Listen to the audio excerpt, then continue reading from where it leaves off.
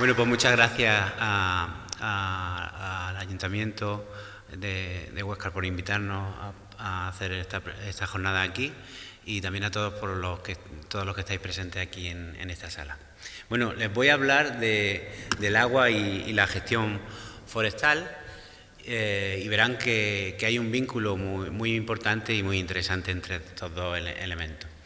Bueno, en nuestro planeta, que cuando se ve desde fuera, pues parece que la cantidad de agua es ilimitada, pues no tenemos tanta agua dulce como pensamos. Y eso se ve muy bien en la infografía que tenemos ahí en la derecha, de unos colegas del Servicio Geológico de Estados Unidos, que lo que han hecho ha sido hacer una esfera con los distintos tipos de agua que tenemos en el planeta. Tenemos ahí arriba una que es, a ver si señalo bien con esta de aquí, que sería el agua salada, que si la Tierra tiene el tamaño de una pelota de fútbol sería como una pelota de ping-pong. Esa sería el agua salada que tenemos en el planeta. Esta de aquí sería el agua dulce que tenemos. Pero lo que pasa es que buena parte de ese agua dulce está congelada en glaciares y en casquetes polares. Y ese puntito que hay ahí, que sería como comparar una miga de pan con una pelota de fútbol, es el agua dulce no congelada que tenemos en el planeta.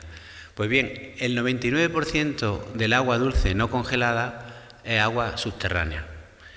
Hay ya muchos estudios que demuestran que tenemos 220 veces más agua dulce subterránea que agua superficial. Todos pensamos que el agua superficial o el agua dulce está en los ríos y en los embalses y el 99% está almacenada en los acuíferos. Los ríos son los rebosaderos de los acuíferos. Cuando en un río no llueve, no hay nieve en la montaña y el río sigue llegando agua, es porque está recogiendo agua de un acuífero, ¿vale? Cuando un río no tiene conexión con un acuífero lo llamamos rambla, porque solo lleva agua cuando hay lluvia, cuando hay precipitación.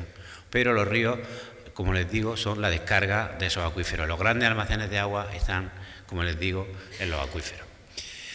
Sin embargo, nuestros planificadores y nuestros gestores del agua han optado siempre por regular los recursos hídricos superficiales y además lo han hecho a través de embalses. Embalses que están muy bien construidos, donde tienen que estar construidos, pero muchos están llegando al final de su vida útil o se están colmatando de sedimento. Cuando vienen años lluviosos no son capaces de regular todo el agua que les llega y cuando vienen años secos pues pasa lo que ven en la imagen, ¿no? Que se quedan, ya sabemos cómo se quedan los embalses cuando tenemos un periodo de sequía.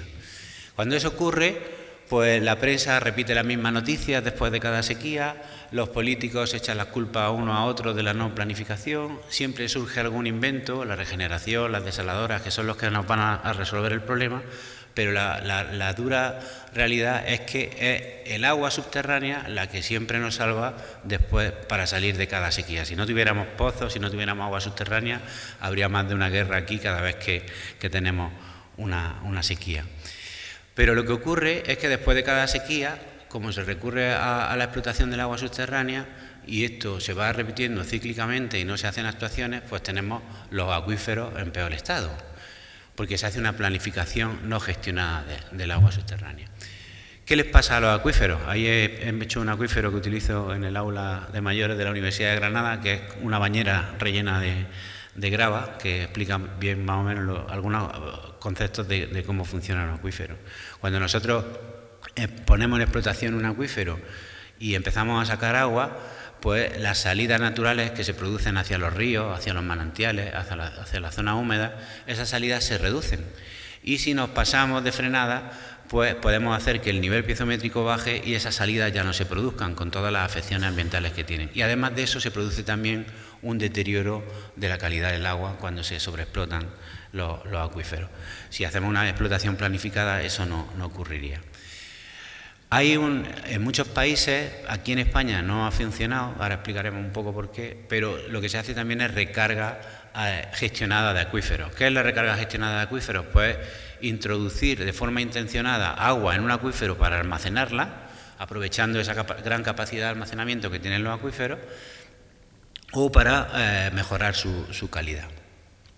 Como les digo, aquí en España hay distintas cuestiones, algunas legislativas, otras también de otra índole, pero lo que hemos querido hacer era recarga artificial de acuíferos de una forma muy con un coste tanto de ejecución como de mantenimiento muy elevado. Por ejemplo, en Barcelona o en Madrid se hace almacenamiento subterráneo con recuperación, que es captar agua del canal de Isabel II o del mar Mediterráneo en Barcelona, desalarla, en el otro caso depurarla, inyectarla a presión en el acuífero y cuando viene un periodo de sequía recuperarla del acuífero.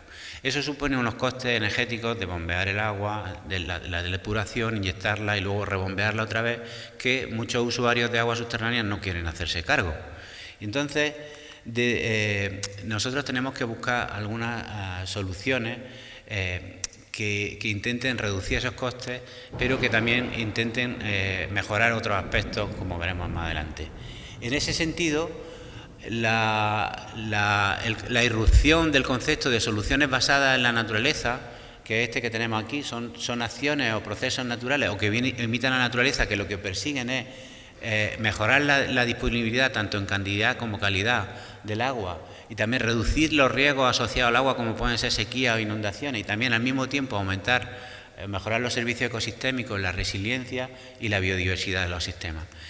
Cuando la UICN se inventó este concepto, estableció una serie de criterios para que una solución pueda considerarse como una solución basada en la naturaleza. Y uno de ellos, el más importante, al hilo de lo que iba contando Pipo antes, es el de que se produzca una ganancia neta en términos de biodiversidad e integridad de los sistemas. Nosotros tenemos que buscar que una solución, después de ser aplicada, mejore la biodiversidad. Hacer una casa con forma de seta, eso no es una solución basada en la naturaleza, pero intervenir en un bosque y que luego se mejore la biodiversidad sí sería una solución basada en la naturaleza. Por eso, desde la comunidad científica tenemos que esforzarnos en cambiar ese enfoque y buscar nuevas soluciones que permitan, en nuestro caso como hidrogeólogos, pues mejorar la recarga y la disponibilidad de recursos y de reservas de agua en los acuíferos. Entonces, esta diapositiva es muy interesante porque pueden ver aquí que ahí hay un balance hídrico medio de la cuenca del Guadalquivir hecho en milímetros, o los litros que caen por metro cuadrado de media, ¿no?, en la cuenca del Guadalquivir. Pues fíjense, en la cuenca del Guadalquivir llueven al año unos 536 milímetros, que es lo mismo que 536 litros por metro cuadrado. De esos 536 milímetros, hablaba Pipo antes del agua azul, son 100 milímetros agua azul. De eso se convierte en agua dulce y en agua subterránea, en agua superficial y en agua subterránea. De los 536, 100 se convierten en agua que escurre por los ríos o por los acuíferos. Ese agua está comprometida. Todos sabemos que hay ya como lo han pasado los agricultores en este último año, porque no había agua suficiente para darle cultivo incluso a los leñosos. Entonces sabemos que no hay agua suficiente. Si queremos hacer recarga, tendremos que buscar otra fuente para recargar. Y esa fuente la podemos conseguir en el agua verde, que se llama. El agua verde es el agua que consumen los bosques, los pastos y la agricultura. Vemos que ahí estamos en 144 milímetros que consume la agricultura de esos 536, 44 o 34 los pastos, y luego tenemos los bosques, que son los que más agua consumen. ¿Vale? Prestan su servicio ecosistémico. No estamos diciendo de quitarle todo el agua a los bosques, pero ahí tenemos el 49% del agua que cae en la cuenca del Guadalquivir vuelve a la atmósfera por evapotranspiración, por consumo de agua de los bosques.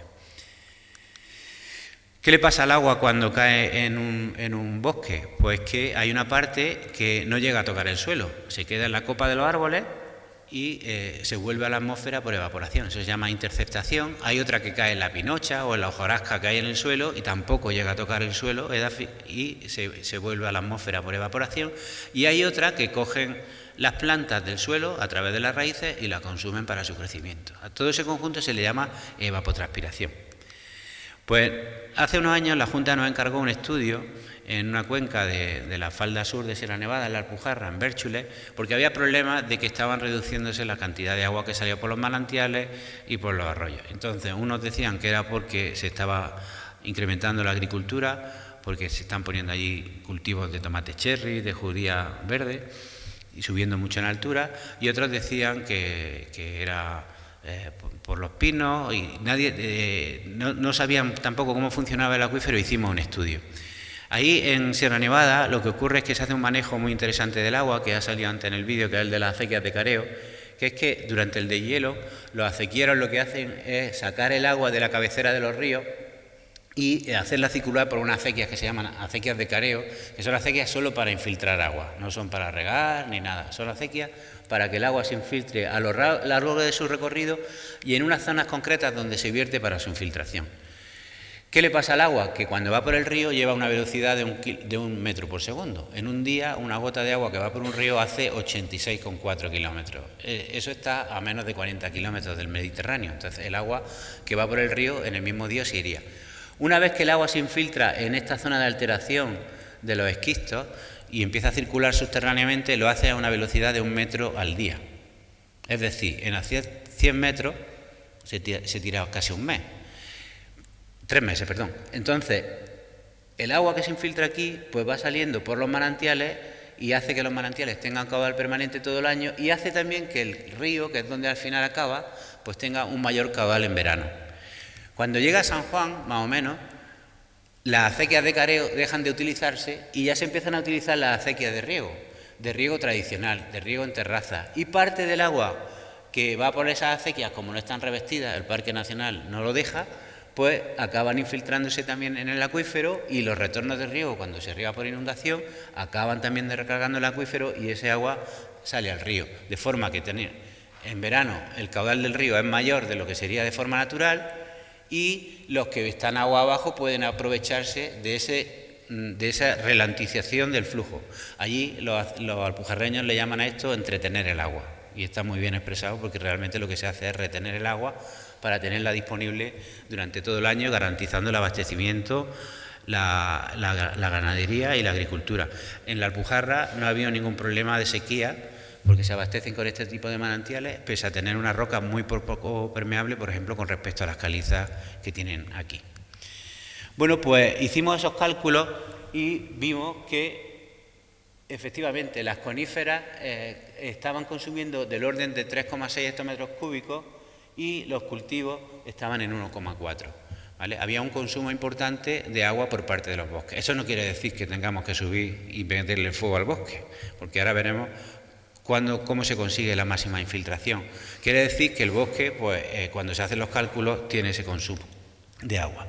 Estábamos trabajando también en 3 cuencas al otro lado de Sierra Nevada, en Jerez del Marquesado, y empezamos a hacer un control hidrológico de esas 3 cuencas donde tenemos una serie de aparatos que miden el caudal que circula por ahí. Esto sería una visión con el Google Earth de las cuencas y ven que se ve claramente esa cota de los 2.000 pocos metros que le dieron a las repoblaciones que se hicieron forestales en el año pasado. Vemos también las acequias de careo y vemos todo el sistema de acequias de regadío del agua que baja de la montaña. Esto de aquí que tienen es una foto del vuelo americano del 58, en la que, como se ven, no se ve ni un árbol por aquí. Esto estaba totalmente deforestado. Aquí había una serie de manantiales, había zonas agrícolas en lo alto de la montaña. Ahora mismo vive todo el mundo en la población, casi nadie vive en la sierra, y esa era la situación con un trabajo que hemos hecho de inventario ahí. Esa es la situación actual. Fíjense la diferencia que tiene la foto por el tema de la reforestación que se hizo en el siglo pasado. Pues bien, todos los puntos que están en amarillo son manantiales que se han secado. La vegetación consume agua y como consecuencia de eso, muchos de esos manantiales pues se han secado. Y este es el aspecto que tiene el bosque porque no ha tenido ningún tipo de gestión. El bosque se puso, se repobló y se ha quedado abandonado y ahora mismo es un polvorín. Esto puede tener un incendio cualquier día y además la acequia de careo, por aquí va una acequia de careo, se ha abandonado. Eso ha afectado considerablemente al agua disponible que había en estas cuencas. Nosotros tenemos 3 puntos de control en 3 cuencas, hay 2 que tienen más altura, esta llega hasta el Picón de Jerez que tiene unos 3.000 metros, esta sería una zona donde no hay vegetación prácticamente, los canchales, sedimentos glaciares, aquí sí hay matorral y aquí tenemos pinar. Vean que la cuenca del Bernal, como tiene menos cota, pues la superficie de pino llega casi hasta la parte de arriba y en esta otra tenemos más cota y menos superficie de pino. Bueno, pues estuvimos controlando, hemos calculado la precipitación media en cada una de esas cuencas, hemos calculado también la evapotranspiración. Ven que la evapotranspiración es mucho mayor en la cuenca donde tenemos más pinos, que sería esta de aquí que he enseñado, la del Bernal, más proporción de pinos. Y ese sería el caudal que circula, también poniéndolo en litros por metro cuadrado, ¿no? Vemos que en la cuenca del Bernal el coeficiente de escorrentía es mucho más bajo. Es decir, de lo que llueve, el 68% circula, pasa a ser agua del río en la cuenca de Alalorí, y en la del Bernal, que es la que está cubierta totalmente de pinos, que está al lado, tenemos un 16%. O sea que la evapotranspiración y el consumo de las coníferas es muy importante. ¿Cómo podemos nosotros incrementar la recarga de agua en los bosques? Pues hay una teoría, que es la teoría de la cobertura arbórea óptima, que ya está demostrada en muchos sitios, que lo que persigue es lo siguiente. Cuando nosotros tenemos un bosque sin nada, donde se ha perdido toda la vegetación, el suelo se cierra, los poros se cierran, las raíces no abren, no hay suelo, no hay materia orgánica, y entonces la porosidad del suelo se reduce mucho y la infiltración es mínima. O sea, cuando el bosque se degrada, cuando el bosque se quema, cuando desaparece toda la vegetación, la infiltración se reduce de forma notoria, que sería esta de aquí, y la escorrentía aumenta. Por eso tenemos problemas de erosión cuando el bosque queda desnudo, cuando el suelo queda desnudo. Pero, por otro lado, cuando tenemos una cobertura muy densa, como la que veíamos antes, porque se ha puesto el bosque hace 50 o 60 años y no se ha hecho ningún tipo de tratamiento, y hay una densidad muy importante, la infiltración también es mínima. Entonces tenemos que buscar una densidad intermedia, y para eso tenemos que tratar los bosques, tenemos que hacer podas para reducir la densidad. Y con eso conseguimos la máxima infiltración, el agua se va a recargar en el acuífero, va a estar retenida más tiempo y va a salir más tarde y vamos a tener más disponibilidad de agua en nuestros ríos. Pero para eso hay que hacer algún tipo de intervención. Bien, ese es el bosque que tenemos ahora mismo allí, en una de las cuencas experimentales que estamos trabajando.